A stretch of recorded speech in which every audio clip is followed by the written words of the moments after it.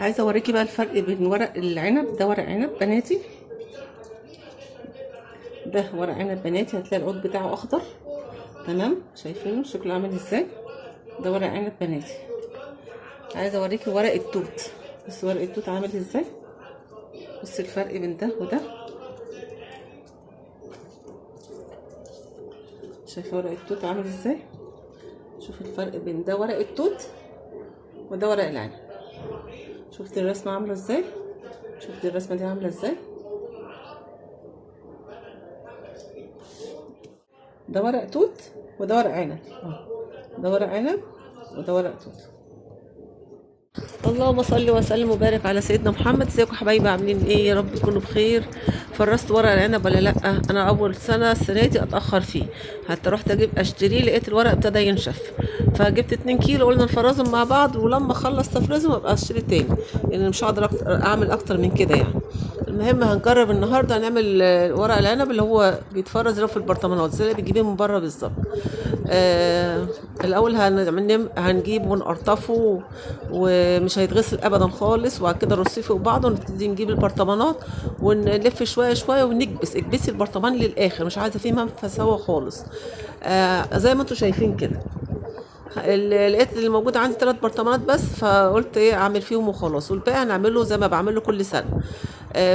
فضل حته من فوق كده حطيت عليهم شويه العيدان دول، انا مش عايزه يبقى فيه منفذ خالص. البلاستيكيه دي كنت جايبه ورق عنب متفرز قبل كده ولقيتها فيها، فالبرطمانات اتكسرت ودي فضلت يعني.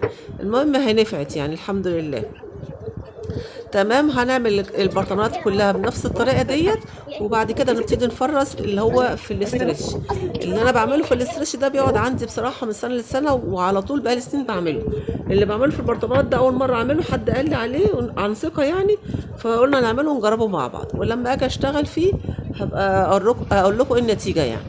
بصوا اعملوا زي ما انا عامله، اكبسي البرطمان للاخر وابتدي ايه ترسيب اي حاجه كده. هنحط المحلول المحلول اللي احنا هنبيت فيه ورق العنب. حطيت كوبايتين ميه، نص كوبايه خل، ربع معلقه ملح ليمون، معلقتين ملح، و3 معالق سكر. بص الملح ده هو عشان مفيش غيره فحطيته، بس هو اهم حاجه لو في ملح اللي هو الملح الصخري يبقى احلى، لكن الملح ده فيه يود كتير فممكن ايه يعني يهري الورق شويه يعني. عشان كده ما حطيتش كميه كبيره من الملح، فاهمين ازاي؟ لكن لو عندك الملح الصخري دون يبقى احلى، اعملي بقى وعن ثقه يبقى زي الفل ان شاء الله.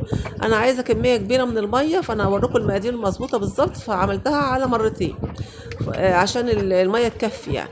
اكبسي البرطمان كويس واملي البرطمانات بالميه، كل ما هتحطي ميه هتلاقيها بتنزل ميه تحت لحد ما تتملي على الاخر خالص.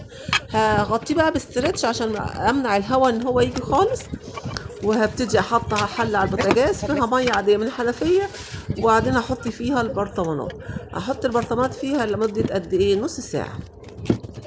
اول ربع ساعه على نار عاليه، وبعد كده ربع ساعه التانية على نار واطيه شويه، واسيبها كده في الميه لحد ابص. انا عايزه اسمع التكه بتاعت البرطمانات دي، بعقمه يعني، فاهمين ازاي؟ عشان ما يخشلوش هوا خالص. عشان كده انا بحطه في الميه ولحد ما ايه الميه الهواء اللي فيه يروح خالص، عشان الغطا يكبس معاكي. تمام، دلوقتي هعمل الكميه الباقيه بالاسترتش. الورق النوع ده من التفريزات في ورق العنب ده بعمله على طول بقالي سنين، حتى لسه عندي في الفريزر من السنه اللي فاتت. اعمله طلعيه في اي وقت، اغليه كانك بتسلقي ورق العنب عادي، ويبقى تحفه معاكي، يقعد من السنه للسنه. دلوقتي البرطمانات بعد ربع ساعه وطيت النار وابتدي ايه اقلب البرطمان كده شويه وكده شويه، وبعد النص ساعه اقوم قافله عليه. معاكم ورق العنب زي ما قلت لكم، عملته في البرطمانات زي ما قلت لكم كده، وعملته كده. انا على طول بعمله كده، حتى لسه عندي في الفريزر من السنه اللي فاتت بعمله بالطريقه دي. اول مره اعمله بطريقه البرطمانات دي، بس ان شاء الله تبقى حلوه يعني باذن الله، زي اللي بتشتريها من بره بالظبط. نمشي على الخطوات اللي احنا عملناها، تاكلي احلى ورق عنب باذن الله. واللون الاخضر ده بيفضل اخضر كده لحد اخر السنه، يفضل معاكي من السنه للسنه، والدون برده تحفه ان شاء الله.